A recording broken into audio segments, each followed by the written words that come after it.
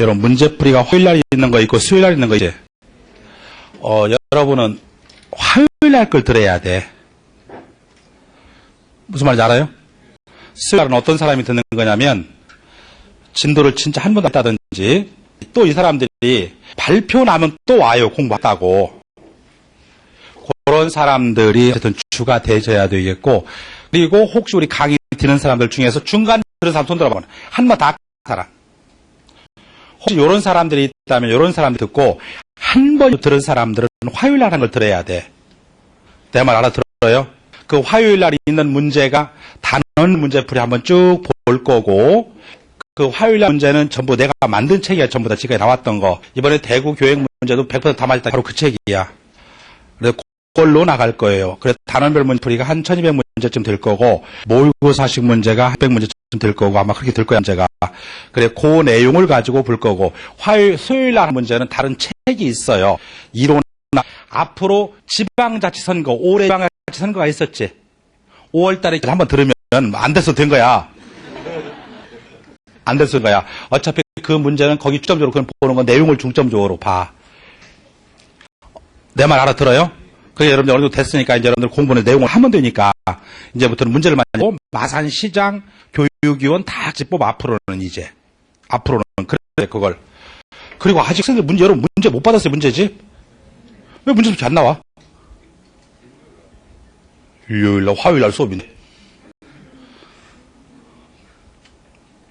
문제집 받아보면 알겠죠. 되게 많아요. 한 180페이지 들어가 몰라. 문제집이 책이 아니야. 그건 이만해. 그잖아. 문제가 많으니까.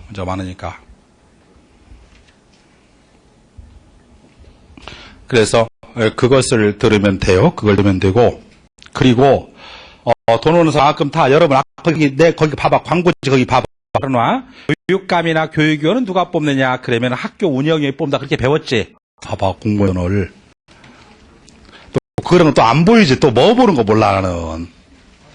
거기 있어. 오늘 처음 봐도 될 거야, 아마. 몇 페이지에 있어요? 빨리. 거기 있네. 몇 페이지야? 55페이지. 그 옆에 있잖아. 20만원 장난 아니에요. 55페이지에 2등 10만원. 거기 있어요? 그게 그러면 30만원이야. 30만원이면 1년 360만원이야. 뭐 좀 해. 오늘 가 시험 봐. 둘이 봐. 너 빨리 책 찾아보고 막 시키고. 너 책 찾아보고 막 빨리. 5명이 봐. 너 1번 3번 빠지라. 너 1번까지 풀고. 싹 봐. 협동. 그래갖고서 4, 5, 20. 3만원씩 나눠. 3만원씩 나눠. 듣기만 하세요. 현행은 교육위원회에 그랬어요. 교육위원회에 그랬는데, 아저씨 꼭 문제 풀어볼 수 있도록 하기 바랍니다. 공부 좀 해요. 공부 좀 해. 앞으로 이제 잘 되면은 이제 올릴 거야. 이제 30만원, 20만원, 10만원 이렇게. 또 잘 되면 다 사회에 환원할 거야. 가만히 보니까 아니 50만원씩 하도 600만원이더라고. 1년이면. 그렇죠. 50만원씩 해도 600만원이잖아. 50만원씩 해도 한 번에 팍 50만원씩 못하겠더라고. 그래서 서서히 근데 그게 다 일일도 그렇지 사이트 이런 것까지 다 하면 50만원 좀 되더라고 보니까. 직접 선거로. 그 다음에 교육감의 임기는 4년 1차에 하나의 중위 말씀. 아무것도 아니지. 100만 수 있지. 계속 하잖아. 자 어쨌든 타는 게 중요한 게 아니야. 월급 타는 게 더 많아. 공무원 돼서. 자, 하여튼 가서 한번 보고 그렇게 하기 바랍니다. 자, 이제 또 볼게요. 자, 이제 어디로 가냐면 1012페이지. 아까 그거 아니야. 혼자 들어가서 하는 거야. 나가 농담이야. 혼자 들어가서 아마 주어진 시간이 있을 거야. 아마 몇 분인가, 뭐 30분인가 주어질 거야. 그때 빨리 체크하는 걸 거야. 아마. 나 몰라. 안 해봤어 나는. 한번 들어가 봐. 자, 봐보세요. 이제 30점 맞으면 어떡하나 창피해서. 믿져야 본전이고 혼전이 아닙니다. 믿지도 공부할 수 있으니까 들어가서 볼 수 있도록 하기 바랍니다. 알겠죠? 문제가 쭉 보면 교육감이나 교육위원 선거는 직접 선거를 해야 한다. 거기까지는 일단은 교육단체 문제고. 자, 봐보세요 한번. 성질 나고 육지 만들어. 자, 봐보세요. 뜨는 건 반대했어. 그것을 이번에 통과를 시켰다는 얘기야. 또 개정도 되고, 그리고 여러분 오른쪽에 니은번에 가보면 신문의 변경에 대해서 나오는데, 변경에 대해서 승진, 승급, 전직, 전보, 겸임, 파견 쭉 나와서 직위 해제 거라미. 직위 해제. 여러분 직위 해제는 분명히 여기서 알아둘 것은 직위 해제는 징계가 아니라는 것만 일단 알아세요. 직위 해제 일단 징계가 아니라는 거. 그리고 금액 시기는 내년 1월 1일이지만 현재 교육위원회 및 교육위원회 전보 가셨다, 전직 가셨다. 전직, 전보. 이런 전보라고 표현하죠. A학교에서 B학교로 옮겨진 것을 전보라 표현해. 전직은 직렬이 바뀌어지는 경우야. 학교에서 교육청으로. 내 말이 2010년 지방선거 때 주민 집선으로 이루어진다. 그래서 합니다. 또 초등학교에서 중학교로 간 뭐라고 할까? 전식, 전보. 네, 이건 전직으로 봐. 초등하고 중등은 직렬이 바뀌어지는 걸로 봅니다. 내 말 알아들어요? 그냥 바라보고만 있어. 내가 다 해줄 거야. 바라보고 있어. 밑에 다 있어. 쓰지 마. 교육인 인적 자원물은 의결기구 일원화로 행정력, 전문직 등의 직렬, 상호간의 인하교류. 그래서 예를 보고 꼭 문제는 예로 나와. 교감이 장학사나 연구사로. 아까 뒤에 사자로 끝나면 교감이라고 그랬지? 그리고 교장이 장학관이나 교육장으로 이런 경우 그것을 전직이라고 봅니다. 그리고 그 밑에 전보가 나오는데 전보는 A 초등학교에서 B 초등학교로 이와 같이 근무지만 바뀌어지는 것을 전보라고 표현해요. 그리고 전보의 시기 교육 전문의 교장, 교감, 교사가 나오는데 예를 들어서 저러세요. 여러분 어떤 학교에 교감, 교장, 교사가 한 번에 다 바뀌었다고 쳐보세요 한번. 그러면 일관성이 없겠지. 그래서 일반적으로 교감하고 교사는 3월 1일을 원칙으로 하고 그 다음에 9월 1일에 보완하는 걸로 합니다. 그래서 전문직 교장은 매년 9월 이걸 두 개 다 하지 말고 교장, 교사는 매년 3월 1일을 원칙으로 한다. 그리고 교육 전문직이나 교장 거꾸로니까 거기는 안 봐도 괜찮아. 내 말이 이해가요? 예, 됐어요. 그리고 다음 페이지 3번 직무 순환의 의의 한번 가볼까요? 직무를 자꾸 이렇게 바꾸는 이유는 뭐냐? 조직원의 욕구 좌절을 방지하고 동기부여의 기법으로 유용하게 활용할 수 있다. 한 곳에서 정체해 있으면 지루해요. 3번 직무나 교육감은 누가 뽑습니까? 그러면은 이제 학교 운영위원회 된다. 승진 이제는 여러 쪽에서 근무하다 보면은 차후에 가서 감독을 하더라도 잘할 수 있어요. 그다음 장기 보직으로 인한 일부 거래처와 불필요한 유대 및 허점을 이용한 부부패를 예방할 수 있다. 어느 한쪽에 있으면서 그 사람이 이해타산과 관련된 직종에 근무하다가 다른 학교로 다른 넘어가면서 그러면 사람을 예를 들어서 어쨌든 뭐 지금까지 꼭 묶여놓은 자리에서 벗어날 수가 있겠죠. 그런 것을 할 수 있다. 장기 보직으로 인한 일부 거래처와의 불필요한 유대 및 조직 허점을 이용한 부정을 예방할 수 있다. 그랬어요. 다음 겸임에 대해서 나오는데 겸임에 대해서 그 밑에 에듀넷의 계약제 교원 나오는데 계약제 교원이라고 할 때에는 그 밑에 기간제 교원 산학 다음 페이지 2번에 가보세요. 이 기간제 교원 산학 겸임사 강사 명예교원 그렇게 네 가지 종류가 있는데 네 가지 중에서 교원 자격증을 필요한 것은 어디냐 그럴 때는 기간제 교원만 필요해요. 그래서 기간제 교원에다가 첫째 올해가 있어야 돼. 교원 자격증이 있어야 되고 두 번째는 1일에서부터 365일까지 기간제 교원은 1일에서부터 365일까지예요. 세 번째는 경력 인정을 받습니다.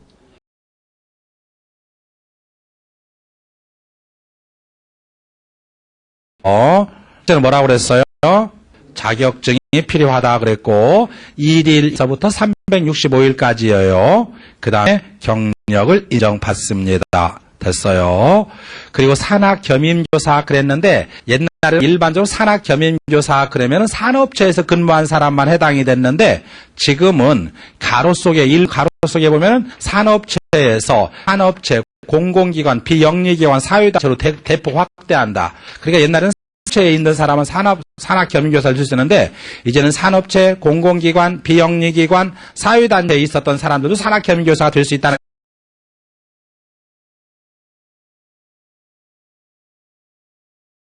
옛날에는 5년 이상에서 3년 이상으로 바뀌었어요. 됐어요. 강사에 대해서 나오고 별거 없습니다. 거기는 기간제 교원만 정확하게 알아놓습니다. 파견 다음 페이지 휴직으로 가보세요. 한번 휴직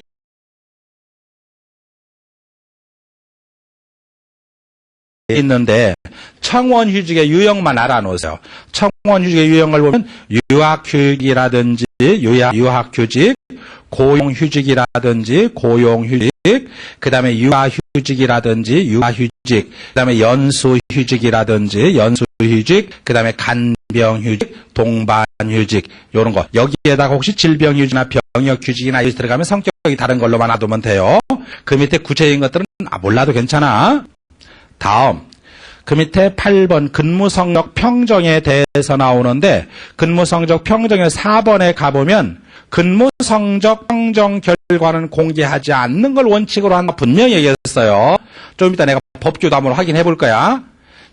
하지 않는 걸 원칙으로 하지만 개인이 원할 경우 경력 평정이라든지 그 다음에 연수성적 평정은 공개해야 한다 그랬어요. 그런데 어쨌든지 간에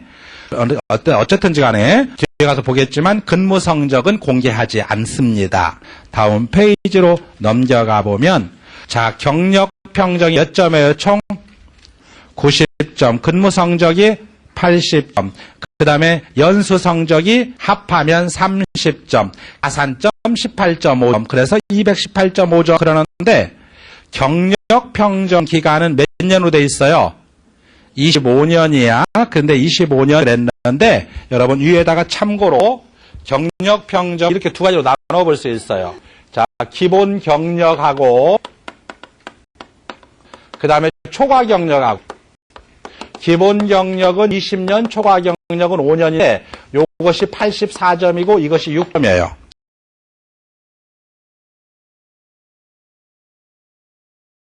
5년 위에는 84점, 밑에는 6점 됐어요. 기본 경력 기본 경력 20년, 초과 경력 5년, 점수는 84점, 초과 경력은 6점 그렇게 되어 있어요. 그래서 90점이 됩니다.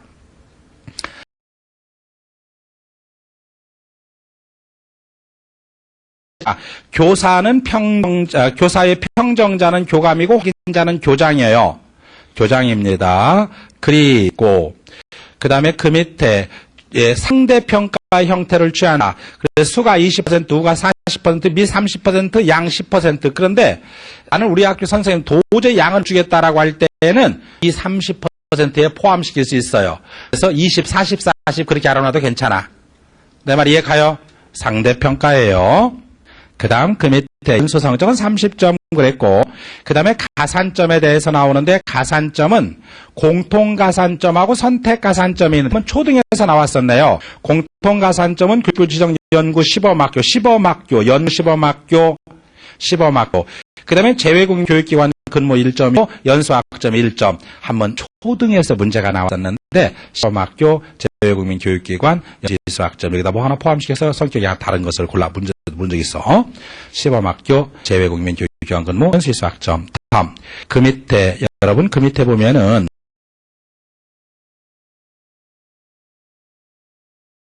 두 사람 이성인 경우 가장 우선적으로 고려할 거는 뭐냐면 근무 성적이 높은 사람이 먼저야.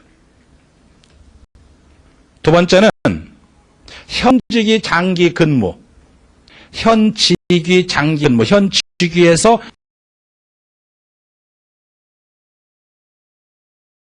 그걸 누가 많이 했느냐. 그것도 똑같은 경우라면 명부 작성권자의 의무적 판단이에요. 요 네 가장 먼저는 명부 작성에서 근무 성적 평가가 가장 유효라고 그랬어. 근무 성적이. 다음 그 밑에 아까 봤습니다만 다시 물어볼게요. 들어보세요. 초등학교 아니다 평정자가 누구라고 그랬어?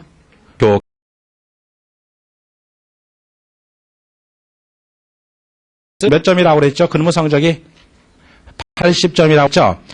80점에서 그 밑에 자질 태도가 24점, 그 다음에 근무 실점이 근무 수행 능력 56점 그랬어요. 그래서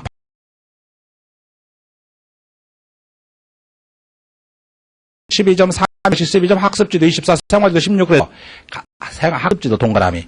학습지도가 가장 높습니다. 학습지도가 24점이니까 점수는 안 물어도 또 꼭 문제 나오면 또 그래요. 근무 성적표에서 가장 높은 걸 잘못. 무엇보다 교육 접수 품성이 중요하죠.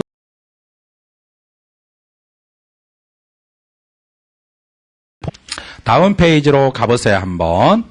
다음 페이지로 가보세요. 자, 교원의 능력 발전에 대해서 나오는데, 교원의 능력 발전에 대해서, 거기 2번에 현직 교육에 대해서 나옵니다. 현직 교육이라는 것은, 현직에 있는 교사가 연수를 받는 걸 현직 교육이라고 합니다. 그래서, 때론 방학 동안에 같은 경우, 대개 학생들은 다 쉬지만, 대개 교사들은 연수를 많이 받습니다. 그 밑에, 개념 필요성 의, 그냥 한 번씩 읽어볼 수 있도록 합니다. 어려운 말 없으니까. 그리고, 옆에 교원 연수에 대해서 일반 연수, 자격 연수, 직무 연수 이러한 것들이 나오는데 일반 연수는 교육 이론 및 방법에 관한 일반적 교양, 일반적 교양을 받는 것을 일반 연수라고 표현합니다. 그 다음에 연수 기간 및 이수 기간에 대해서 나오는데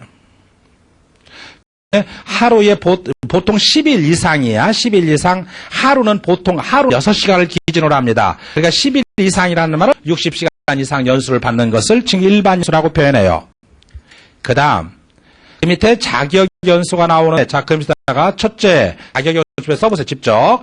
가장 대표적이며 체계적이다. 그러세요. 가장 대표적이며 체계적이다.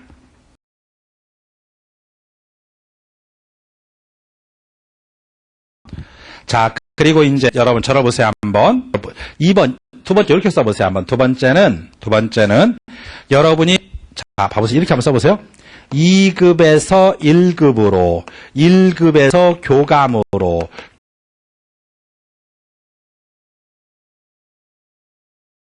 1급으로 가는 것은 누가 이것은 지명을 하냐 그러면은 요것은 교육감 또는 교육장. 일단 써보세요. 교육감이나 교육장. 역시 1급에서 교감도 교육감이나 교육장이 하고 그 다음에 교감에서 교장 자격 연수는 누가 지정하면 장관이 해요. 여기까지만 일단 써보세요. 한번. 2급에서 1급 이거 지명하는 것은 교육감이나 교육장이 1급에서 교감으로 하는 것도 교육감이나 교육장이 그런데 교육감이 교장 연수 자격 연수를 받은 장관이 지정해요. 여기까지 했으면 저를 보세요. 한번. 저를 보세요. 이제 자 여러분 교대나 사대나 교직을 이수하게 되면은 2급 정사 자격증이 나와요. 무조건 이수만 하면. 근데 지금은 아니야. 이번에 많이 강화하셨어요. 그래서 평균 70점 이하 되면은 교대를 나와도 교사 자격증이 안 나옵니다. 이제는 강화시켰어. 또 교직 과목의 학점을 많이 늘렸고 자 강화시키기 위함이 그렇습니다. 특히 영어 선생 같은 영어 논술이 포함이 됩니다. 이제 영어 논술이 포함이 돼요. 자, 그리고 이제 2급 정교사 자격증이 나오는데 2급 정교사 자격증을 가지고 교원 임용 시험에 합격을 하면은 이제 그래서 합격을 하게 되면 교사가 돼요. 교사가 돼서 여기서 3년 이상 근무를 하게 되면은 교육감이나 교육장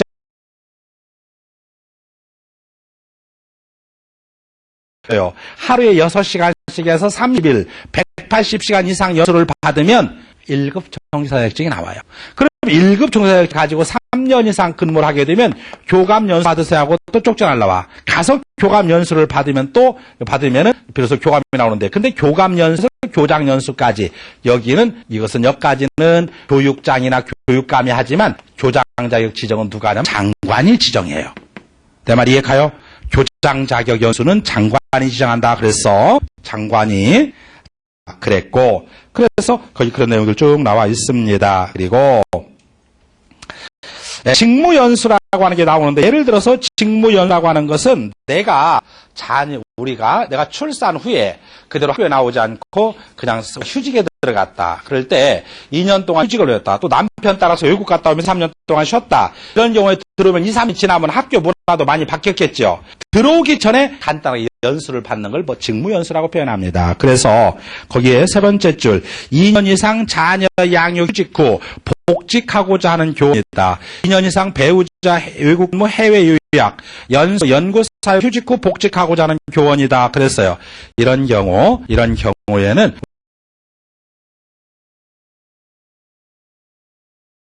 자, 그러면 넘길게요. 다음, 자, 교원의 근무 조건과 사기에 대해서 나오는데 교원의 근무 조건과 사기에 대해서 사기.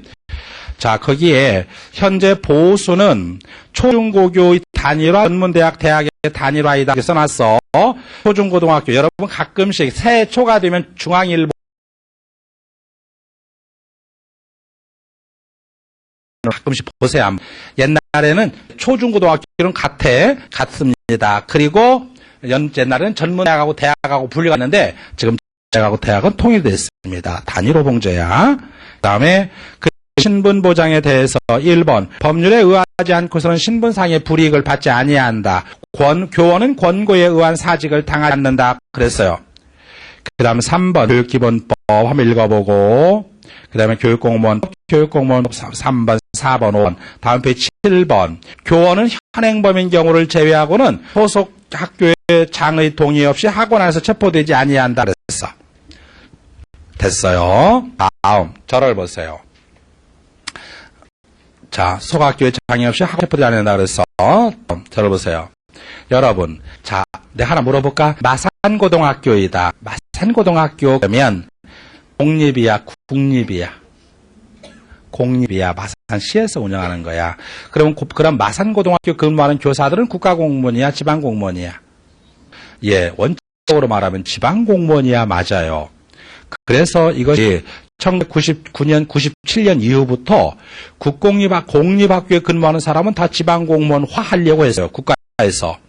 그랬는데, 그래서 공립전문대학, 공립대학이나 전문대학은 그렇게 해서 국가가 밀어붙여서 결국은 공립전문대학이나 대학에 근무하는 사람들은 지방공무원이에요. 그런데 초중고등학교에 근무하는 교사들은 정부가 밀렸어요. 우리는 국가에서 시험을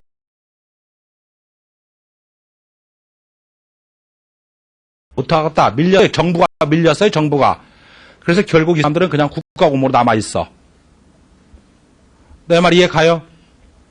그래서 97년 1월 1일 국가공무원, 지방공무원 신분이 변경되었다. 공립대학이나 전문대학 교원은. 그런데 초중고교에 근무하는 교원은 국가공무원이 아직까지는. 내 말 이해 가요? 그러니까 우리는 강해야 남습니다. 1번 교원의 청년 몇 년이라고 그랬어요?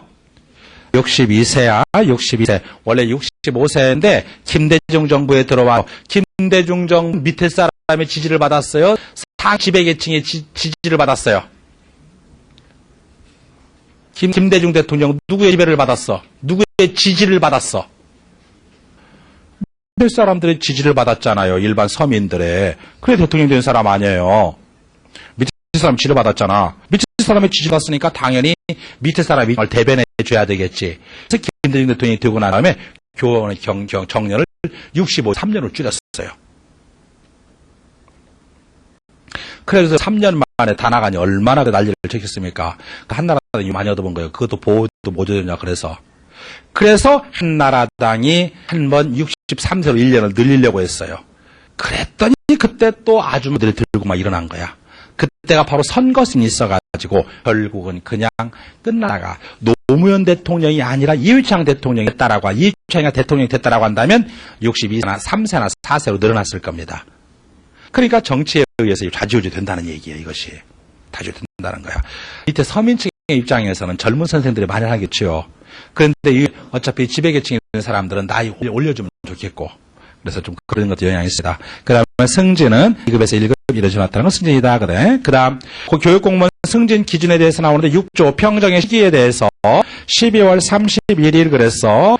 12월 31일 기준으로 한다 그랬고, 그리고 거기에 경력 평정 기간에 대해서 나오는데 기본 경력 구획 규정에 대해서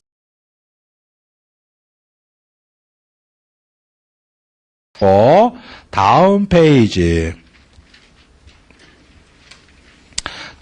가보면 26조 가보세요. 26조에 가보면 근무 성적 평정 결과는 공개하지 않는다 그랬어요. 분명히 얘기했어요.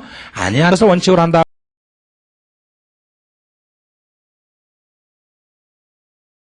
41조에 동그라미 3번 사망에 가보면 공통가산점에 대해서 3가지 나와 있는 거 있어요. 아까 설명한 거고, 그리고 45조 동점자의 순열정에 대해서 하는데 동점자의 순위 결정, 근무 성적 우수자, 지현주기 근무자, 그다음 계속 근무자. 굳이 네 번째 써준다면은 명부 작성자 의무적인 판단이다. 그렇게 아까 썼었죠? 아까 우리가 법규로 본 거 다시 한번 확인해보자는 얘기야. 그래서 안 써도 하나 배우는 거니까.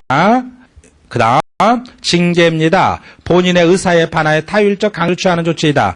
3. 징계의 사유.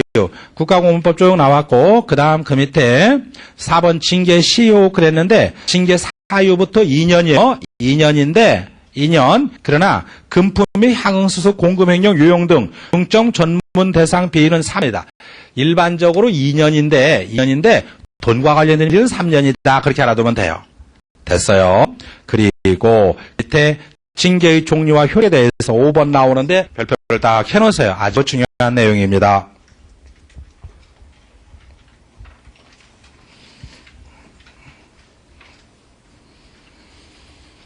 자, 저를 보세요. 한번. 자, 저를 보세요. 저를 보세요. 한번. 자, 가장 무거운 게 뭐야? 파면. 그 다음에 해임. 그 다음 정직. 그 다음 감봉. 그 다음 견책. 자, 파면, 해임, 정직, 감봉, 견책 그랬는데 파면, 해임, 정직, 감봉, 견책 그런데 자, 파면하고 이 두 가지의 공통점은 배제징계야. 배제징계 날아가는 거야. 신분 박탈 그럴 수 있어. 배제징계. 요 세 가지는 고쳐서 써먹자는 얘기예요. 교정징계예요. 교정징계. 그리고 여기서부터 여기까지 요 세 개를 중징계라고 표현하고 이 두 가지를 경징계라고 표현해요. 왜 이걸 경직을 중징계라고 해주냐? 이것은 출근을 하지만 업무에 종사를 못해요. 근무를 못하는 건 마찬가지야.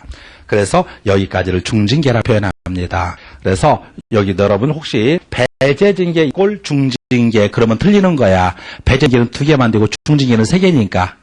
내 말이 이해 가요? 혹시 문제에서 교정징계 중 가장 무거운 건 뭐냐? 가장 무거운 건 뭐냐? 뭘 찾아야 돼? 정직을 찾아야 돼. 그냥 가장 하니까 파면 그래요. 교정징계 중에 가장 무거운 걸 말해 내가 물어봤잖아. 그게 요거지. 예, 가요.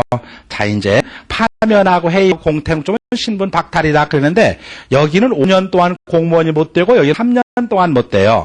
5년 지나면 할 수 있을까? 그러면 할 수 있지요. 그러니까 오늘 하니까 그러니까 나오니까 사립학교라든지 학원 같은 데서 또 있다가 또 교원으로 들어오게 되는 거야. 그래서 교원 자격증을 박탈하자 그런 말이 난 거예요. 자, 그다음에 이제 파면을 당했을 때는 일반적으로는 여기는 퇴직금의 문제가 퇴직금이 깎인다면 퇴직금은 관계가 없어요. 그런데 자 이제 퇴직금 어떻게 깎이냐면 5년 이상 근무를 5년 이상 한 경우에 파면을 당하게 되면 퇴직금의 2분의 1이 깎여서 지급을 받아.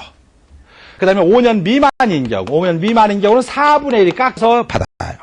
그런데 이 해임인 경우는 일반적으로는 퇴직금에는 영향을 받지 않는데 돈과 관련 비리로 해임을 당했을 경우에는 5년 이상인 경우는 4분의 1이 깎여서 그 다음에 5년 이하인 경우는 8분의 1이 깎여서 지급을 받아. 돈과 관련된 비리인 경우는. 내 말이 이해가요? 어쨌든 요거보다는 조금 한 단계 아래지. 요건 반절이 깎이지만 반절이 깎이고 4분의 1인데 요건 4분의 1, 8분의 1 했으니까 1을 깎이고 준다는 얘기야. 됐어요?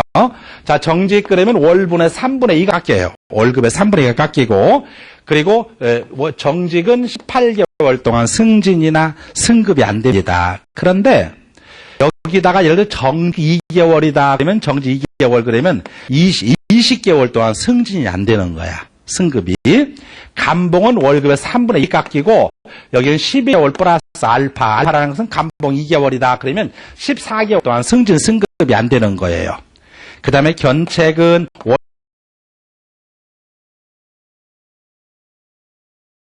요 숫자만 자꾸 바꿔서 물어봐. 그러니까 요것을 꼭 갖으면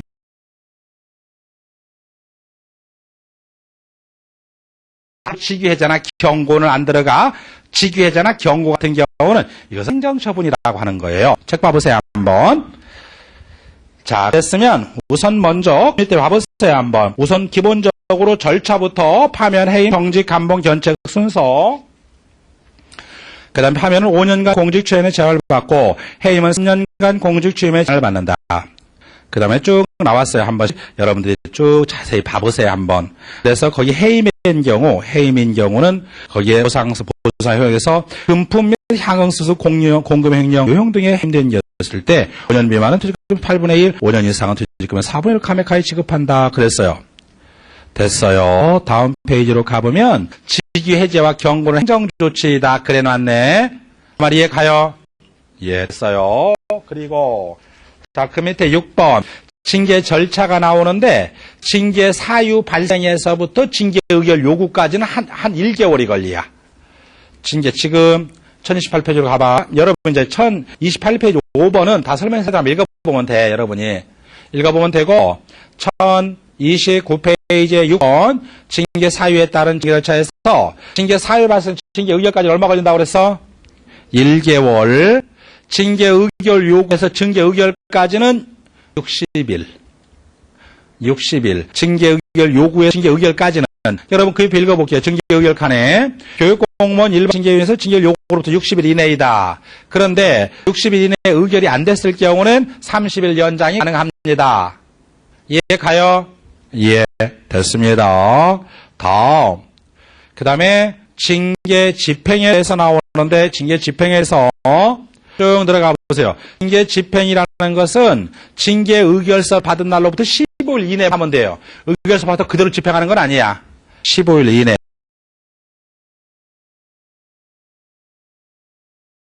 제가 이번에 징계에 대해서 견책 정도 받았다면 내가 받아들일 수 있겠는데 내가 이번에 정직을 받았어요. 나는 받아들일 수 없어. 이런 것은 교원 징계 재심, 이것은 교원청 심사위원회 재심을 요구할 수 있습니다. 그러면 심사청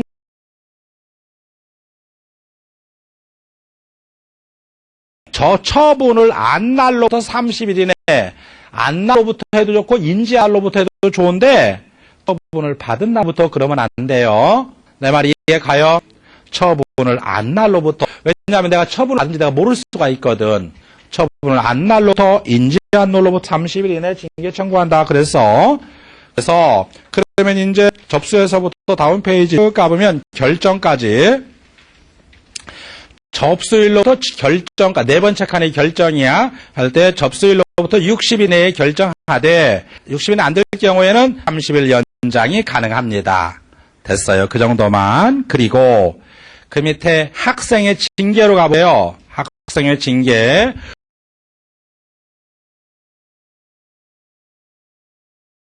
학교 안 갔어?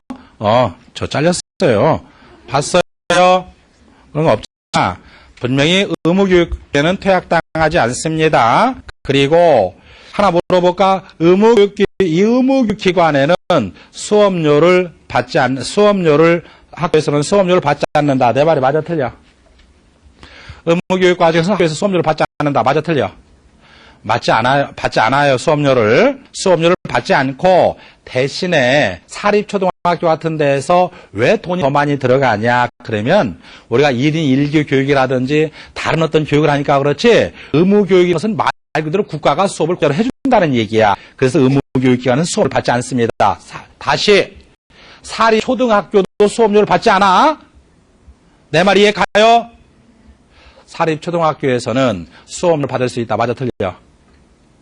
받을 수 있다. 내 말 맞아 틀려? 받을 수 없다니까. 내가 했잖아.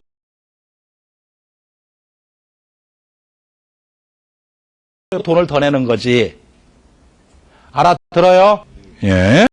수업료 내지 않아. 의무교육 과정에서는 또 하나 의무교육을 제외한 학생은 퇴학 시 해당 학생 또는 학부모의 의견 조정의 기회를 주어야 한다. 이게 왜 자꾸 이것이 절차상의 문제라는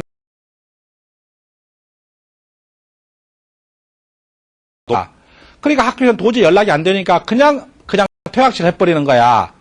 극단적인 얘기는 하지만 어떤 학생이 가다가 학교 가는 도중에 깡패 집단을 갚혀가지고 못 오는 경우도 얼마든지 있어요. 그래서 마지막에는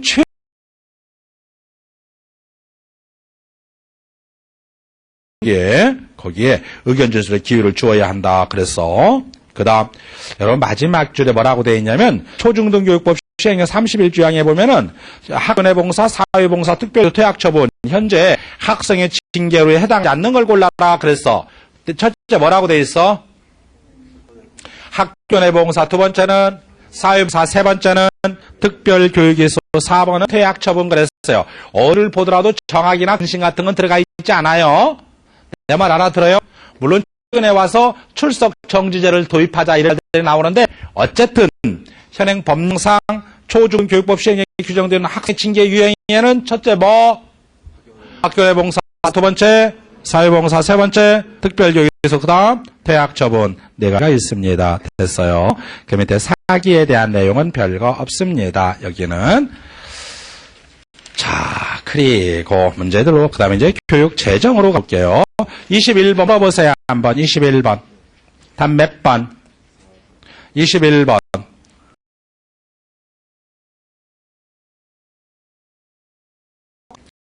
여러분 이렇게 할 때 순서는 무거운 순서대로 가는 거예요. 항상. 파면, 해임, 명직, 감봉, 견체 그렇게. 그리고 4번으로 간다고 해도 안 맞잖아. 정직하고 해임이 껴줘야 되잖아.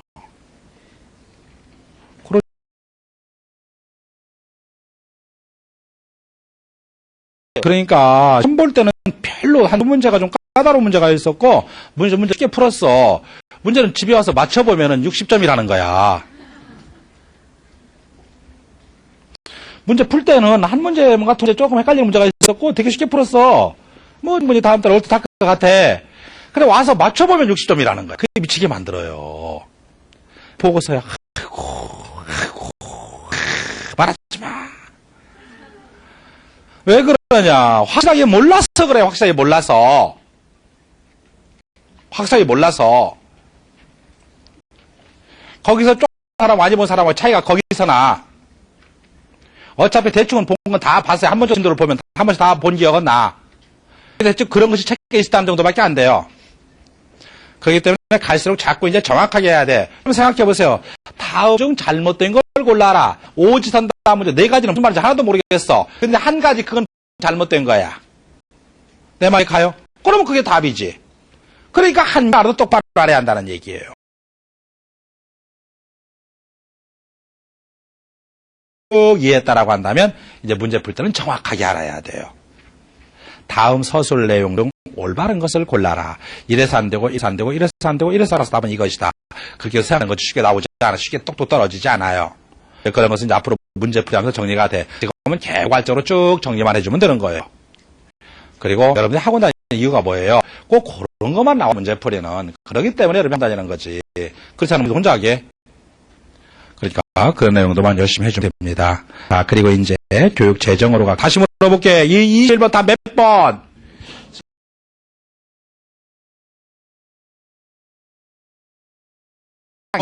24번 몇 번? 5번 정학 없었잖아. 여러분 친구가 또 정학당했어 그때? 자, 들어가 있지 않아? 정학은 없잖아. 학교내부 사회부 특별교육 퇴학시험은 그러잖아요. 다음 교육재정입니다. 자, 교육재정에서는 교육재정의 개념, 국가 또는 지방자치단체가 교육활동을 필요한 경우, 자, 국가나 지방자치단체 줄, 국가나 지방자치단체 줄. 그 다음에 교육재정의 특성, 교육활동 지원하기 위한 수단이다. 강제적 성격이다. 공경제 활동이다. 비긴급적이며 비생산적이다. 그랬어요. 자, 여러분. 항상 우리가 교육비라고 하는 것은 비긴급성이에요. 긴급을 요하는 돈이 아니에요. 긴급을 요하는 돈이 아니야. 비긴급적이다. 그래서 예를 들어 긴급을 요하나 그러면 국방비나 경찰비 같은 게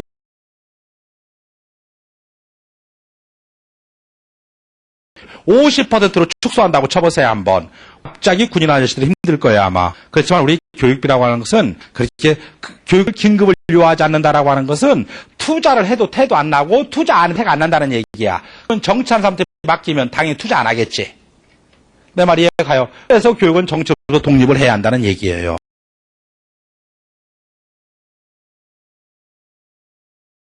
끌어들이기 줄이는 거예요. 팽창성 교육비는 계속적으로 늘어납니다. 그 다음 그 밑에 교육 재정의 원리에서 나오는데 충족성 이거 한번 읽어보세요. 한번. 배분 준거 4가지 제목들, 그 다음에 효평등성, 효율성, 자율성, 공정성 그랬고, 그 다음 교육비의 정의에 대해서 나오는데 다음 페이지 넘기지 말고 그 표만 잘 보세요. 넘기지 말고. 자, 직접 교육비는 교육 활동에 지원되는 모든 공사 교육비, 이걸 직접 교육비라고 하고, 간접 교육비라고 하는 교육비 때문에 포기된 소득이다. 예를 들면 저를 보세요. 내가 고등학교 졸업하고 취업을 했는데 한 달에 100만 원씩 받아. 1년이면 1년이면은 1200만 원을 받겠죠? 그런데 내가 1년이다가 회사에 취업을 했어. 공부할 때 공부를 하고 싶어서. 그러면 4,800만 원 못 벌겠지.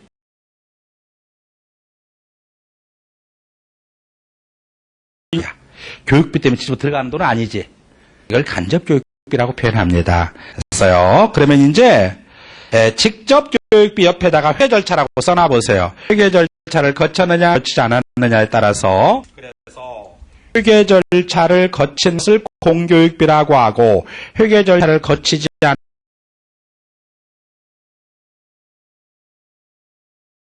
본다라고 하면 공교육비는 뭐 입학금인지 입학금, 수업료라든지 또 뭐 국가가 지원해주는 여러 가지 지원금이라든지 이런 것들을 다 공교육비라고 표현할 수 있고,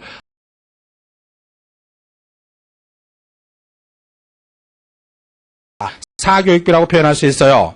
그리고 공교육은 공부담 교육비와 사부담 교육비를 나눌 수 있는데, 공부담 교육비라고 하는 국가나 지방자치단체 법인, 아버지가 주는 돈이 아닌 공부담 교육비라고 그래. 아버지가 주는 돈이 아닌 거. 국가, 지단체, 학교, 법인 이런 데 주는 돈. 그 다음에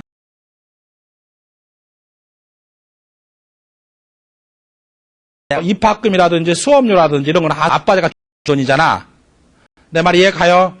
예, 됐어요. 그러면 다음 페이지는 이제 그대로 예를 한번 써놔봤어요. 이제 교육 비용의 재원별 분류에 대해서 나오는데 얘가 그대로 나와 있어요. 얘가. 그리고 그 밑에 그래서 거기 공부담 사부 나왔고, 그 다음에 이제 그 밑에 3번은 서술식으로 설명을 했어요. 직접 교육은 공교육비와 사교육비가 있고, 그 다음에 교육비를 누가 부담하에 따라서 공부담 교육비와 사교육비 다 있고, 간접 교육비에서 교육 기회비를 한번 읽어볼게요. 한번 아까 설명한 거니까. 교육 활동어리에 직접적으로 투입되는 경비는 아니지만 교육받는 기간 중에 취업할 수 없기 때문에 유실된 소득을 간접적으로 교육에 투자하는 것으로 고려한 포기된 소득을 의미한다. 그래서요. 공교육비와 사교육비가 교육에 직접 투자하는 교육비를 한다면 기회비용은 간접적으로 투자하는 비용이기 때문에 간접교육비라고 한다. 그랬어요. 다음 표준교육비라고 했는데 일정 규모의 단위학교와 상관한 일정 물적 조건, 즉 표준교육 조건을 확보한 상태에서 정상적인 교육활동을 수행하기 필요한 최저 소요 교육비이다. 최저 소요 교육비이다. 그랬어요. 저자 동그라미. 학교를 운영하는 필요한 최소한의 경비예요. 최저 소요 교육비. 표준교육비는 어떠한 일이 있어도 확보되어야 한다는 것을 기본 전제로 한다. 어떠한 일이 있어도 확보되어야 한다는 것을 기본 전제로 한다. 그랬어요. 됐어요. 표준교육비는 학교를 운영하는데 필요한 최소한의 경비야. 최대가 아니야. 다음 페이지 6번 교육비 차이도 계수해서 기준이 어디가 됩니까? 그럴 때는 초등학교를 기준으로 해요. 초등학교를 1.0 기준으로 해놓고 가장 높은 것이 어디야? 특수학교가 5.3 정도. 그러니까 초등학교 한 학생에 100원이 들어간다면 530원이 들어간다는 얘기야. 그 다음에 높은 게 실업 고교 중에서 어디가 들어가냐면 공업고등학교 2.56. 2.5. 그 다음에 유치원하고 중학교 약 1.5 정도, 1.42 그랬으니까. 그래서 기준이 초등학교라는 말 가장 높은 곳이 특수학교입니다. 다음. 교육 예산의 원칙입니다. 교육 공개성, 한정성의 원칙, 예산의 사용 목적, 금액, 기간 등의 제한을 두어야 한다. 회계연도를 경고할 수 없다. 그랬어요. 회계연도를 경고할 수 없어요. 그 옛날에 다 써야 하는 얘기입니다. 그래서 여러분 혹시 요즘 지방방송에서 종종 보면 지방의원들 해외 여행 가는 거 종종 보지요? 종종 비꼬는 거 종종 볼 수 있을 거야. 종종 비꼬는 것 같은 경우. 왜 그러냐. 10월, 12월 달에 강 많이 나갑니다. 마지막에 돈을 쓰려고 하는 거야. 옛날에 청와대 가면 욕 되게 얻어먹었죠. 12월 30날하고 30일 약 이틀날에 걸쳐서 개인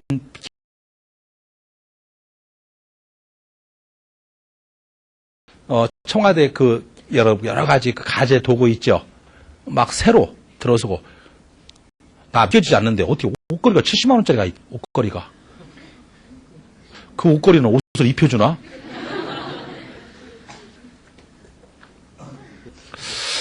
나도 사람이 바뀌어지면 그렇게 사람이 변할까? 어떻게 옷걸이가 어떻게 70만 원이나 옷을 입혀주나 딱 되고 있으면?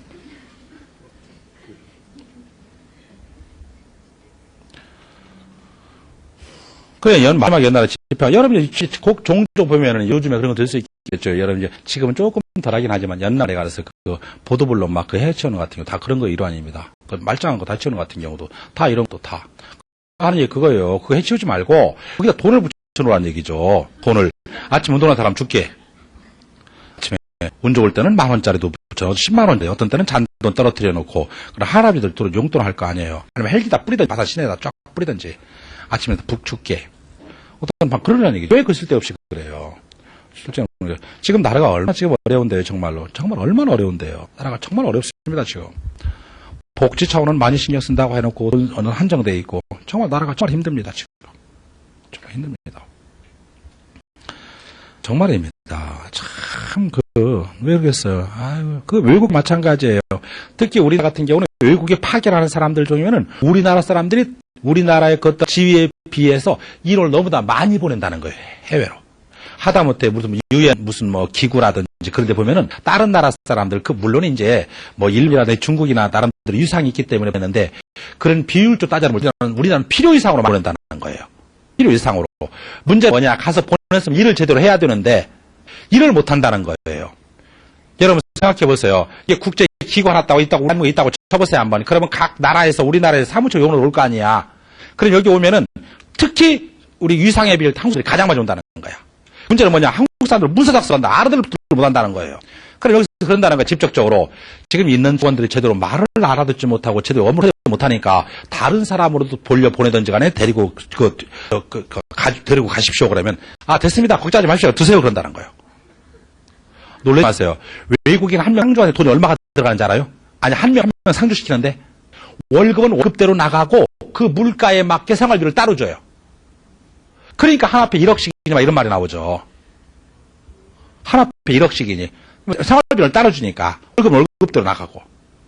그러니까 그런 돈들이 정신이 없어요. 특히 하다못해 예를 들어 뭐 이라크의 대사관이다 보면 이라크 말을 할 줄 모른다는 거예요. 우리 대사관에 거기 있는 사람이 이라크 말을. 차라리 그렇다면 그러지 말고 이라크 10년 20년 동안 왔던 사람 그런 말 잘하고 그 지역의 대인관계에 맞은 사람들 그래요.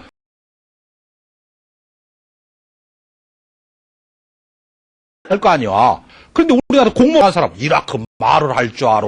아니면 거기 대인관계가 있어. 그러니까 안 되는 거예요. 일처리가. 그러니까 요즘에 와서는 그 지역에서 처리하는 쪽으로 많이 가지면 실제 실용인 쪽으로 가지는 거예요. 이제는. 되게 그런 사람 어떤 사람이냐면 되게 이제 행시 패스해가지고서 이제 한 5급 되고 한 사람들인데 영어를 할 때 이라크는 모르는 거 아니에요. 그냥 가서 하는 게 없는 거야. 하는 게 아는 것이. 그러니까 이게 아직도 우리나라 군료 체제가 너무 강하다는 거죠. 가면 뭐예요? 말을 못하는데. 차라리 그럴 바에라고 한다면 이라크에서 한 10년 20년 동안 거주했던 사람. 그러니까 일본 같으면은 봐보세요. 일본 사람은 일본 어떤 사람이 거기에 딱 있다라고 한다면 그쪽으로 그걸 들어서 그 잡은 사람 이쪽으로 막 깡 집단으로서 연결해서 들어가고 그다음에 이쪽으로 들어가고 막 연결이 많이 통로가 많아요. 무슨 말인지 알아요? 아니 예를 들어서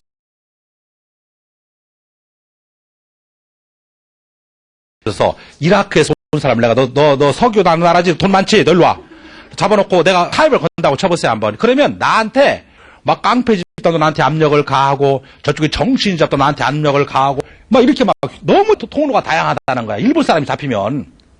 그러니까 어쩔 수 없이 풀려난다는 거죠. 근데 우리는 어떻게 했어요? 옛날에 김선일 씨인가 그 누구야 이선일인가 그 사람 봐보세요. 지들이 사람이 하나 죽이려고 그럼 우리는 태평하게 그런 거예요. 태평하게 그런 거예요. 여러분 내가 앞으로 48시간 만에 안 오면 되겠다 했는데 우리 관리들은 지가 그렇게 하려고 걱정하지 마. 다 알아보고 있어요. 걱정하지 말라고. 여러분 지금 곧 40시간 착착착 똑같은 다 오는데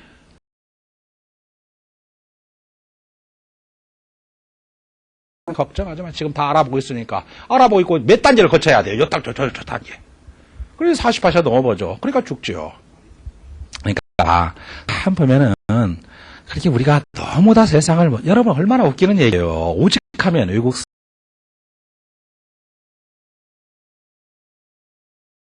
정말 죄송합니다. 일을 잘하는 줄 알고 그랬더니 정말 죄송합니다. 그럼 다시 보내야지. 사람 교육시켜가지고. 아, 됐다는 거예요. 됐어. 걱정하지 마십시오. 그래요. 걱정하는 게 아니라 이해를 못 하는데.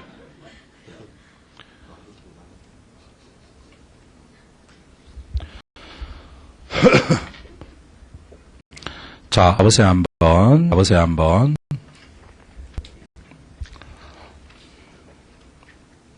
자, 그 다음에, 완전성의 원칙, 그랬고, 거기에, 한정성의 원칙, 그 다음에 사전승인의 원칙, 예산은 회계연도 개시 전에 국회의 의결을 거쳐야 한다, 그랬어요. 겨우 거쳤죠? 어제 저녁, 오늘 새벽 4시에 의결했어. 오늘, 원래는 이것은 그 한 달 이전에 거기가 거의 되죠.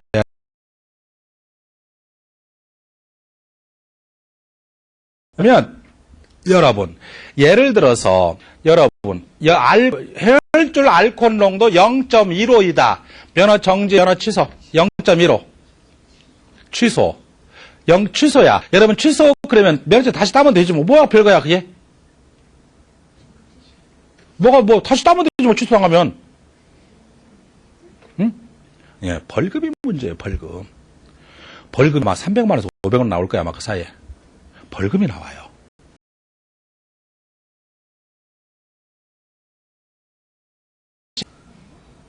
소방서 불나잖아요. 또 벌금 나와.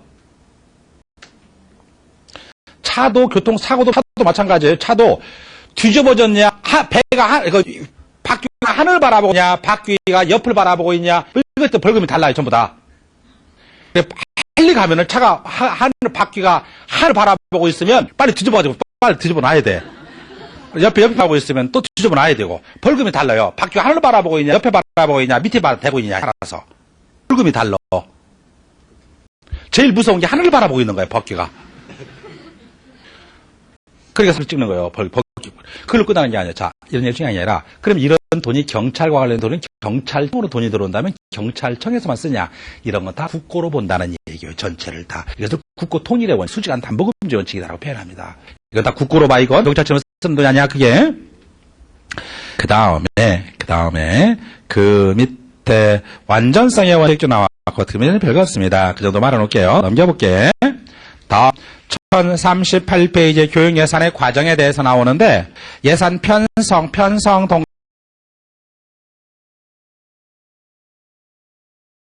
다음에 회계 및 결산 및 회계 검사 그랬어요. 결산 및 회계 검사 그랬어요. 됐어요. 절차만 알아놓으세요. 과정만. 그리고 다시 하나 물어볼까요? 한번 우리가 교육 재정과 관련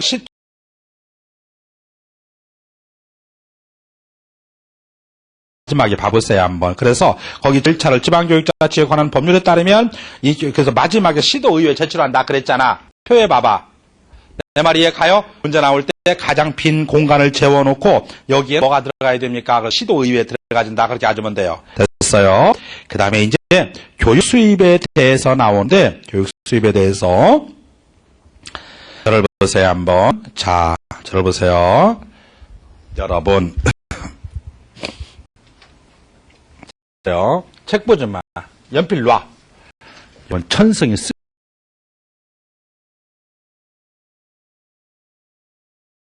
자, 여러분, 예를 들어서 어떤 학교를 운영한다라고 한다면, 예를 들어 돈이 100원 있어야 한다고 쳐보세요, 한번.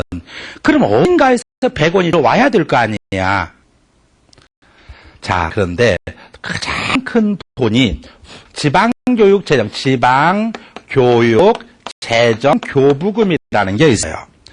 그리고 지방자치단체로 들어오는 전입금이라는 게 있고, 그 다음에 각종 수수료, 그래서 가장 많은 비율을 차지하는 것이 바로 수업료 등록금이라는 게 가장 많은 비율을 차지합니다. 뭐 그 외에 여러 가지가 있긴 하지만 되게 큰 건 이거예요. 그러면 수업료가 차지하는 비율은 고등학교이다라고 할 때 수업료가, 여러분 수업료 한 30만 원을 낸다라고 쳐보세요. 30만 원을 낸다고 치면 한 달로 말하면 10만 원밖에 안 되지. 1기분에 내니까. 그럼 10만 원이에요. 학생 35면 350만 원밖에 안 돼요. 내 말 이해 가요? 350만 원밖에 안 돼요. 그러니까 그거 얼마 안 됩니다. 이것이 차지한 비율이 30%밖에 안 됩니다. 그 다음에 이건 한마디로 말하면 그렇지만 평균적으로 볼 때 10% 미만이에요. 그러면 약 60원 정도는 국가가 지원을 해주는 얘기예요. 그러니까 지방교육재정교부금이라는 것은 국가가 돈을 지원한다는 뜻이야. 잘 보세요. 지방교육재정교부금, 내가 하나만 예를 들어볼까? 이번 재정 자립도가 전체 평균이 얼마 될 것 같아요? 우리나라 평균. 예, 여러분 행정에서 배우는지 모르겠지만 약 45% 이 정도 안 돼요. 재정 자립도가. 근데 이것도 나눠서 보면 가장 높은 곳이 서울이 98% 되고 가장 낮은 곳이 전남 같은 경우는 18% 미만이에요. 전체를 놓고 볼 때 이렇고 전남에서 한 지역을 놓고 볼 때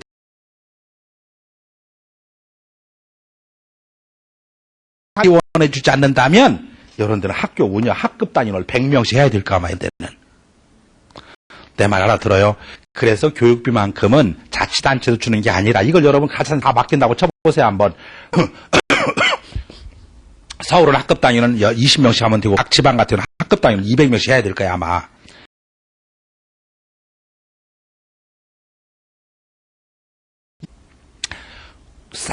국가가 싹 끌어들여서 국가가 다시 교부해 주는 거야. 그래서 지방교육재정교부의 궁극적인 목적은 뭐냐? 그럴 때는 바로 우리가 지방 균형을 없애기 위해서 우리가 한마디로 지방교육재정교육 궁극적인 목적은 뭐냐? 균형 있는 발전 균형 있는 발전을 도모하기 위해서 그런 뜻이죠.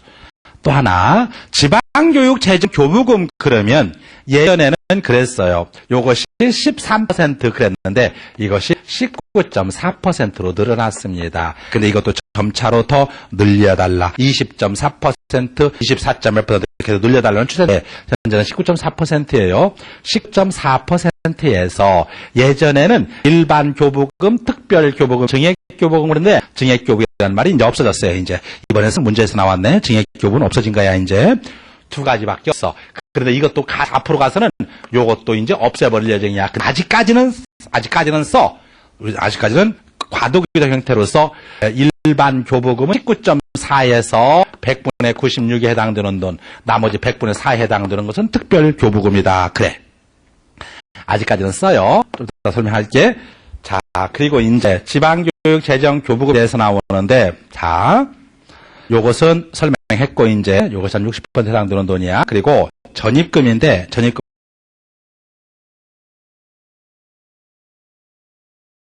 이걸 보세요. 보지 말고. 자, 그러면, 봐보세요. 저를 보세요. 현재, 재정 자립도가 가장 높은 곳이 어디냐면 서울이에요. 서울, 그 다음에 부산, 그 다음에 광역시, 그 다음에 경기도, 그 다음에 그 외에 도건데, 서울 같은 경우는 재정 자립도 아까 가장 높아서 18% 그래요. 그래서 서울은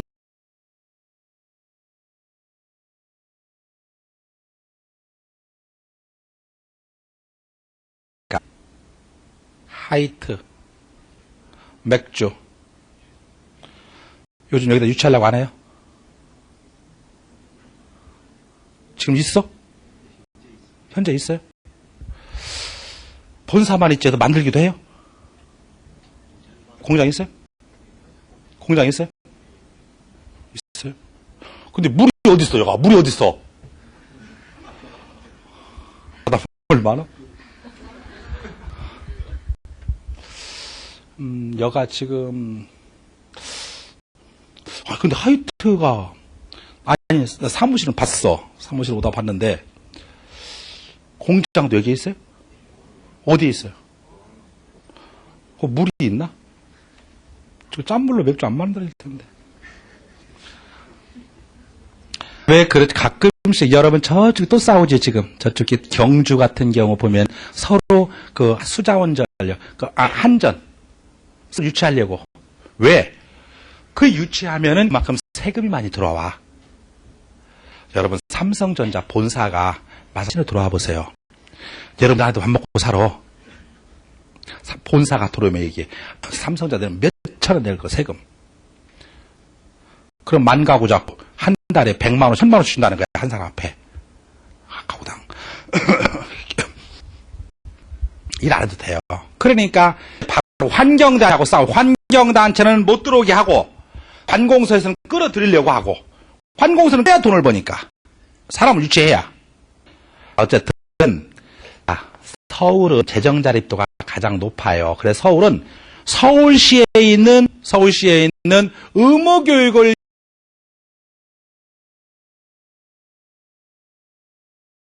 서울에 100%를 다 줘. 부산은 50%, 나머지는 10%. 예를 들어 볼게. 서울에 있는 영등포고등학교가 공립학교라고 쳐보세요. 서울시에 있는 교사 월급 누가 준다고? 영등포고등학교 교사 월급 누가 준다고? 서울시에서. 마산고등학교 교사 월급은 누가 준다고? 교부금에서 국가가 주는 거야. 내 말 알아들어요? 재정 자립도가 여기는 그 외에 들어가. 그 외에 경남은 여기는 국가가 줘. 그러다가 요것이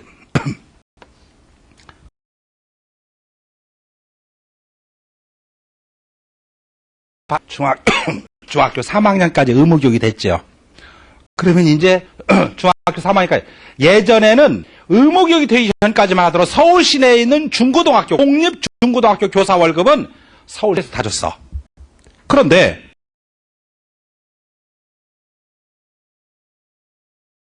또는 지방자치단체예요. 국가가 굳이 서울시를 이웃는 거야. 그래서 서울서 뭐라고 했냐면 야 이제 중학교가 의무했으니까 이제는 정부가 내. 우리 내겠어. 정부는 무슨 당이에요? 정부는 무슨 당이야? 우리 당이잖아. 여루당. 그 다음에 이쪽 서울시장은 누구예요? 한나라당이잖아.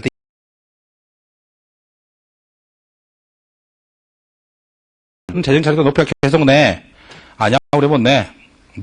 못 내. 그럼 할 수 없지 뭐. 그래서 옛날에는 여기다가 플러스 똑같이 3.9%를 넣게 했어요. 똑같이 3.9%를 플러스. 그런데 안 내.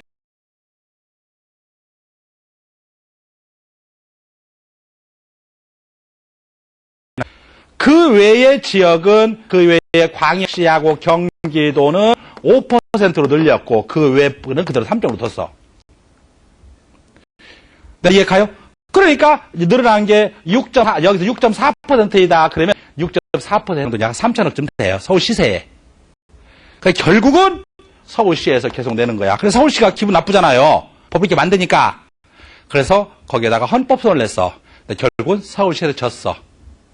결국은 이렇게 지금 결국 고정이 됐습니다. 그런데 정부 측에서는 지금도 이걸 더 늘리려고 그래. 12%로. 서울시에서 돈을 더 내라 이거지요.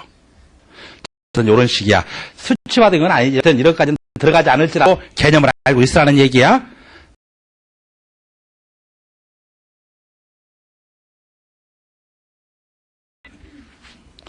여러분, 일단 잘 보세요. 우선 표를 잘 보세요. 지방교육재정에서 국가지원금으로서는 지방교육재정 교부금이 앞으로는 단일 교부로 통합이 될 거야. 그런데 한시적으로는 다 보통교부하고 특별교부로 쓰인다고 그랬어.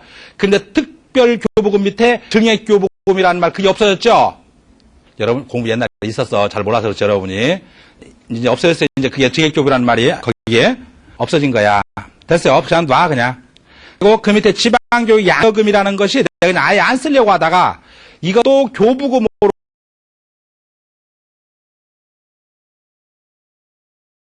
지방교육 양여금이라는 말이 없어졌어요. 이제 이것도 안 쓰려고 하다가 괜히 또 헷갈릴까 봐 해놓은 거야. 지방교육 양력 없어졌어요. 이제 부분 가산됐다 그랬잖아. 그리고 자 이제 그러면 지방교육 재정 교부금은 보통 특별 증액 그래서 증액은 없고 두 개 남았죠 이제. 그래서 보통 교부금은 내국수 19.4에 100분의 96, 내국수 19.4에 100분의 6 그래서 됐네요. 다음 그 밑에 지방교육 재정에서 지방자치단체 일반 회계부터 전입금 나오는데 비의무교육 비용급 전입금은 서울 100%, 부산 50%, 5개 광역정기구 10% 아까 설명한 거죠? 저기 해놓은 거잖아. 그리고 담배 소비세로 가보세요. 특별시, 광역시 담배 소비세 45%. 여러분 이거 특별시하고 광역시만 들어가. 특별시하고 광역시만 들어가지 일반 돈은 들어가지 않아. 내 말 이해 가요? 거기 담배 소비세 45%는 특별시하고 광역시만 들어가. 일반 돈은 들어가지 않아요. 다음 시도 전입금은 아까 이 시도 전입금은 일률적으로 탔다가 36%라고 그랬지? 근데 그걸 봐봐 이제 서울 10%를 올렸고 광역시 경우는 5%를 올렸고 그 외에는 그대로 3점으로 뒀어. 이해 가요? 예, 됐어요. 그 다음 기타 자체 수입에 대해서 나오는데 그 다음에 교육재원의 분류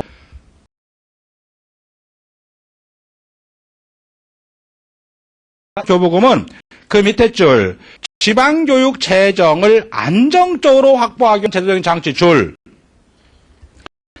지방교육 재정을 안정적으로 확보하기 위한 제도적인 장치이다 줄 다음 페이지로 보세요. 페이지 세 번째 줄에 목적이 나오는데 거기 목적의 세 번째 줄에 교육의 균형 있는 발전 도모 교육의 균형 있는 발전을 도모하기 위해서 그랬어요. 됐어요. 6번 그 다음에 6번은 일반 회계로 다 설명 다 한 건데 일반 회계로부터의 전입금 옆에다 뭐라고 써놓냐면 교육자치제에서 특히 중시라고 써놔보세요. 교육자치제에서 특히 중시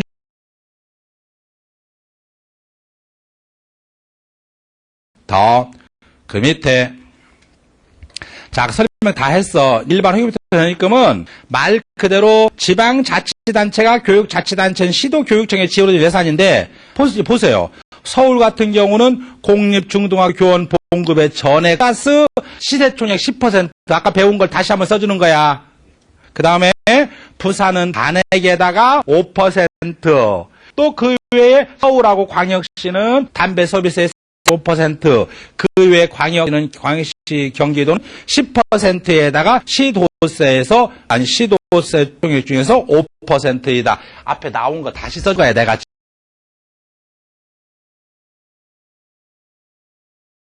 읽어준 거밖에 없어. 다음 페이지, 거기에 지방교육재정 교부금의 3조 가보세요. 3조에 가보면 1번 1항에 국가가 제1조의 목적을 위하여 지방자치단체에 교부하는 교부금은 이를 보통교부금과 특별교부금으로 나눈다 그랬어요. 됐어요. 다음 두 번째 거기에 2호하고 한 번씩 읽어 다 설명한 것들이야. 그리고 됐어요. 1043페이지 가보세요. 1043페이지에 교육예산의 기법에 대해서 나오는데 자 이것도 핵심적인 내용만 잘 봐면 됩니다. 한 개도 안 어려워요.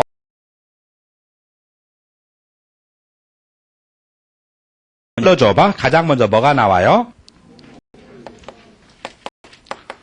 품목별 예산제도, 그 다음에 성과주의 예산제도, 그 다음에 기획 예산제도,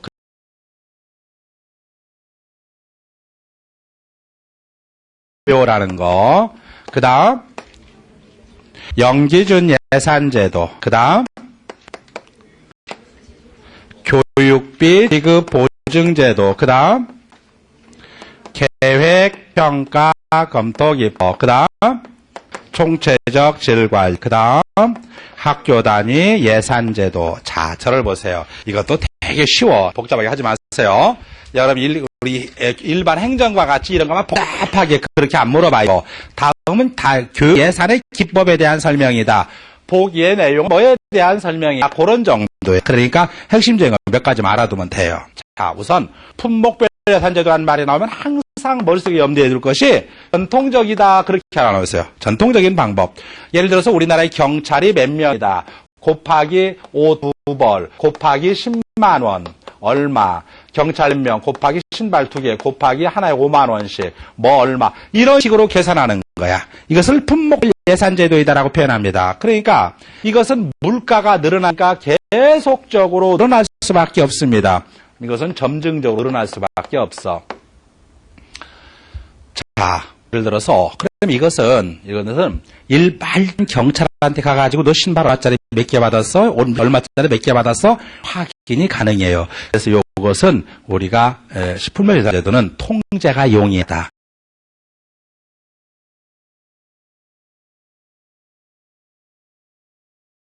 방법이다. 점증적으로 늘어나라는 거 알아두면 됩니다. 그래서 이거 비판하면서 등장하는 것이 성과예산제도는 똑같이 하지만 성과를 고려해서 예산하자는 얘기입니다. 성과가 높은 데는 예산을 더 많이 책정을 해주고 성과 없는 곳은 예산을 줄이자는 얘기예요.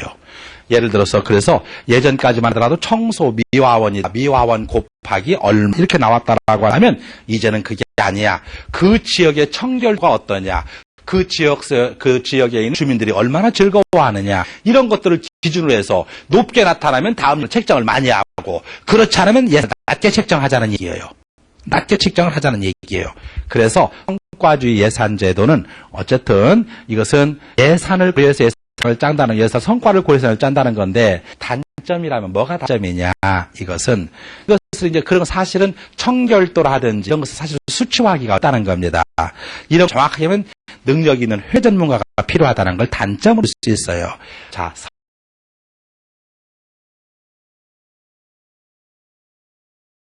예산제도입니다. 기획예산제도 그러면 기획예산제도라는 것은 항상 기획이라는 말이 나오면 장기적이며 포괄적이며 보다 높은 자리에서 이루어지는 겁니다. 그래서 장기적인 계획 플러스 단기적인 계획이다. 예를 들어서 우리가 경부고속철저리다. 호남고속철저리다라는 건 돈이 몇 바 들어가는 돈이에요. 이런 것은 조그마한 기술가치 단체에서 계획을 짤 수가 없는 것들이야. 그래서 항상 이것은 기획예산제도는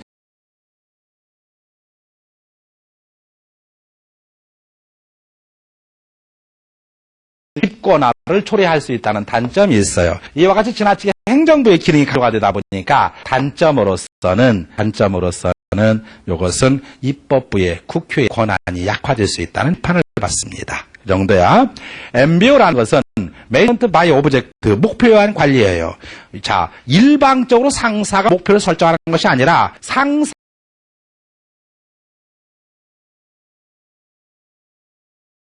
이것을 가지고 사정의 지침으로 삼자는 얘기예요. MBO라고 표현합니다. 그래서 MBO 볼 때 가장 먼저 상사와 부하가 협력해서 목표를 설정한다는 말이 가장 먼저 나올 거야. 연기준 예산제도라고 하는 것은 제로 베이스라고 해서 지금까지 왔던 걸 제로로 보자는 얘기예요. 지금까지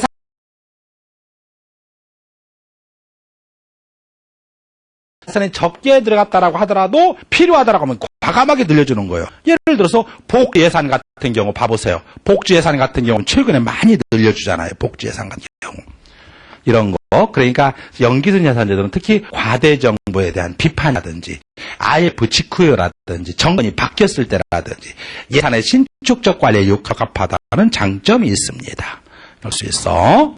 다음 교육비 지급 보증제도라는 건 뭐냐면 여가 교육청이 있고 여기에 학령하고 있는 집안이라고 할 때 여기서부터 교육비 지급 보증서를 받아가지고 옵니다. 그러면 여기 A, B, C 학교가 있다. 그러면 가장 이상적인 학교에다가 교육비 지급 보증서를 갖다 내면 이것을 싹 수합해서 교육청에 가서 돈으로 바꿔오는 거예요. 이런 식으로 교육비를 지워주는 겁니다. 직접 여러분 앞으로는 이제 방과후 학교도 마찬가지예요. 방과후 학교도 교육비를 지급해주는데 그렇게 지원을 어떻게 지원하냐면 바로 쿠폰을 줘요. 학교에서. 거기 교육비 학교에서 쿠폰을 주면은 그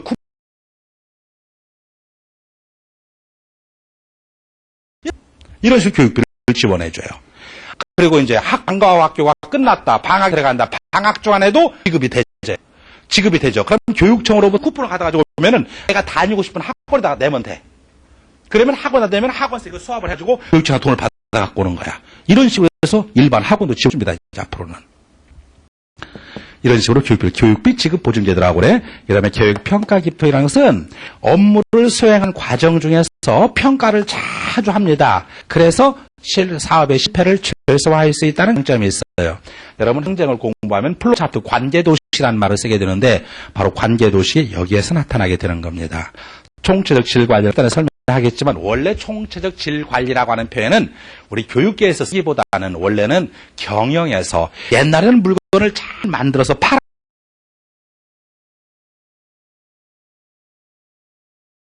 책이 만졌어. 지금은 어때요? 삼성전자나 이런 우리 LG전자 같은 경우 평생 끝날 때까지 보장해주죠? 그래요. 끝날 때까지 보장해줘요. 서비스 얼마나 잘해줍니까? 물만 줘요. 그러잖아요. 물만 줘요. 다음에 또 와요. 서비스 잘했습니까? 또 와요. 그러면 그 다음 얘기해줘. 이따가 전화 올 거예요. 전화 올 텐데 잘했어요. 참 잘했어요. 아주 잘했어요. 그냥 그 얘기 해주래요. 아주 잘했어요. 네, 학점이 잘 나와. 점수가 잘 나와. 그러니까 우리가 삼성 것이 비싸다고 하지만 왜 그걸 사냐. 그래도 서비스가 좋다는 거죠. 그것 때문에 사는 거 아닙니까? 어쨌든 지금은 이제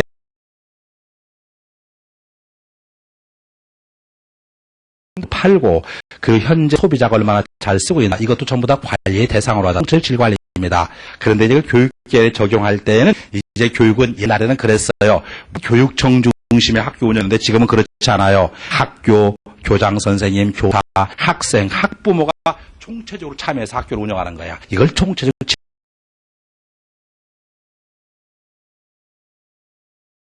지금까지는 학교는 마음대로 예산 책정에 교장 선생님이나 교사나 전혀 반영이 안 돼요.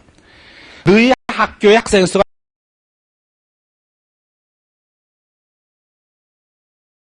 일방적으로 그냥 돈이 내려오면 학교에서 그냥 주먹구구식으로 쓰고 싶은데 그리고 차후에 담당 교사가 있어요. 담당 교사가 이제 맞추게 하는 거야. 초등학교 1학년 학생이 예를 들어서 130명이다.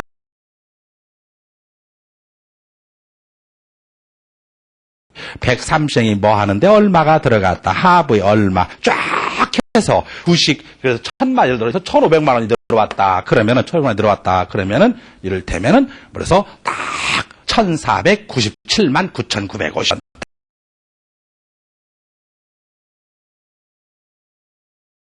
이것을 우리가 그래 쳐요. 그런데 이제는 어떻게 하는 거냐? 이렇게 하는 게 아니라 학교 단위 예산제로라는 것은 우리 학교 1학년 학생들은 반드시 다른 학교는 다르게 뭘 해야 돼. 뭐 그 하는데 돈이 얼마가 들어가. 2학기 때는 뭘 하면 얼마가 들어가. 쭉 합산을 해서 총 얼마가 들어가는가. 거기에 그다 또 뭐 필요한 돈 없으면 예수님 말씀하세요. 무슨 돈? 4학년 2학기 때쯤에는 아니 6학년 2학기 때는 학생들이 대학 중학교를 진학하게 되는데 그때 예를 들어서 방과후에서 기초학력이 안 되는 학생들은 걔들한테 교육을 위해서는 그때 강사비가 좀 필요합니다. 그럼 강사비 몇 달 동안 써야 됩니까? 한 달 얼마씩입니까? 거기도 책정을 해줘. 이런 식으로 해서 필요한 돈을 딱 해서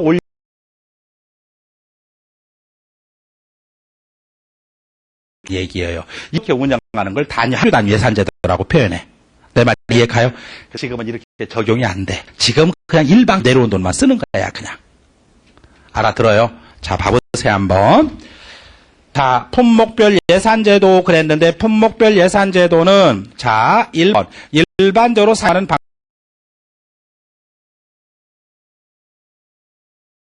방송을 하는 방법이다.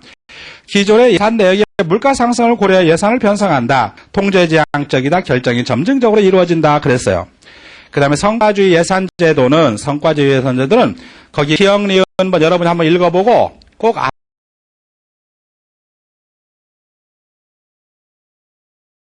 청소 사업의 경우, 현행 수입 요소인 청소비, 인건비, 청소사양 구입비, 유지비가 예산도 집행되는가에 관심을 둔다라고 한다. 성과주의는 거리 청소 사업의 성과목인 거리 환경이 얼마나 깨끗했는가를 거리의 청결도, 주민의 만족도 이런 것들을 토대로 해서 다음 예산에 반영하자는 얘기예요. 이것을 성과주의 예산제도라고 표현합니다. 그랬어요. 다음 페이지에 가보면 장단점에 가보세요. 장단점에 가보면 디귿에 가보면 단점으로는 통제가 어려우며 정보비 계량이 정보비라든지 계량이 불가능한 사업이라든지 회계 책임이 불명하는 능력 있는 회계 전문가가 부족하다는 점 이런 걸 비판점으로 들 수 있습니다. 됐어요. 기획 예산제도 그랬는데 기억번에 장기적인 계획 수립 동그라미 단기적인 예산 편성 동그라미 보다 높은 차원에서 이루어지니까 니은번 성과주의는 중간계층 이하의 활동에 초점을 두나 기획예산제도는 최고관리층의 합리적인 의사결정에 역점을 둔다. 예산 편성과 집행과정에 중점을 둔다. 계층화를 강조, 집권화를 초래할 수 있다. 조직의 종합적 운영이 가능하다. 국회의 지위가 약화될 가능성이 있다. 그랬어요. 행정부의 기능이 강조가 되다 보니까 입법부의 기능이 커질 수가 있습니다. 다음 목표관리입니다.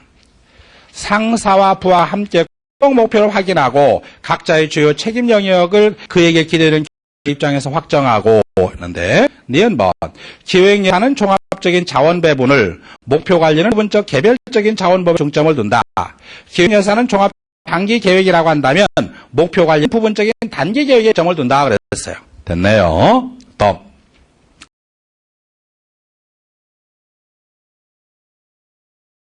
과거의 예산이나 기준으로 측정하는 것이 아니고 매 회계연도마다 사업을 처음 시작한다고 생각하고 설정하고자 하는 설고, 전년도 예산을 영어로 간주하라.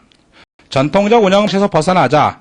경기 불안과 과대 정부에 대한 비판을 출발하자. 예산의 감축 관리에 적합한 제도이다. 기득권을 인정하지 않는다. 상황 변화에 대한 신축적 대응이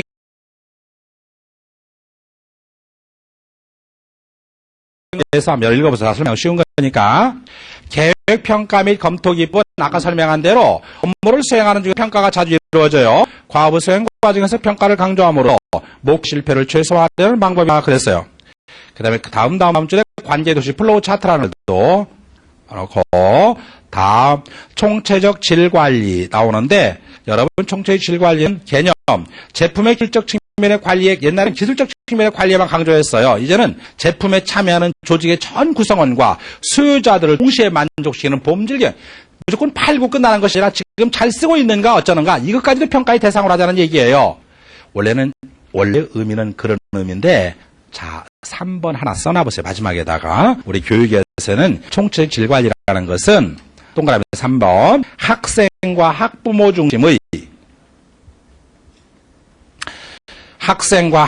중심의 지속적인 개선을 추구하며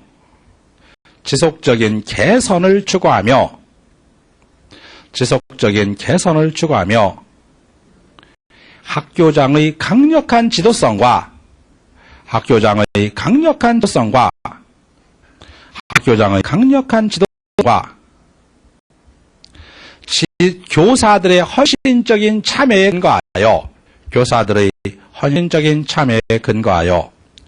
교사들의 헌신적인 참여에 근거하여 학교 구성원의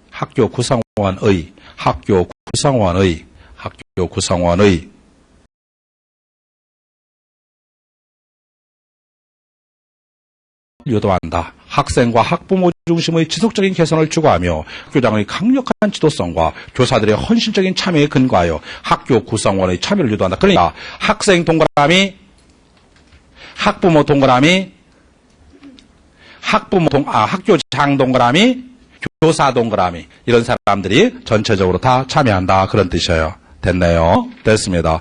학교 단위 예산도 아까 설명했는데, 학교 단위 경영 책임이 강조되면서 도입된 방법으로 단위 학교 교장 예산 과정의 중심적인 역할을 담당하는 분과 예산입니다. 이 제도가 도입되게 되면 학교 예산의 책무성이 증가시키고, 분명히 너희들이 요구하는 대로 돈을 줬으니까 그에 대한 책임을 지라는 얘기예요. 그 다음에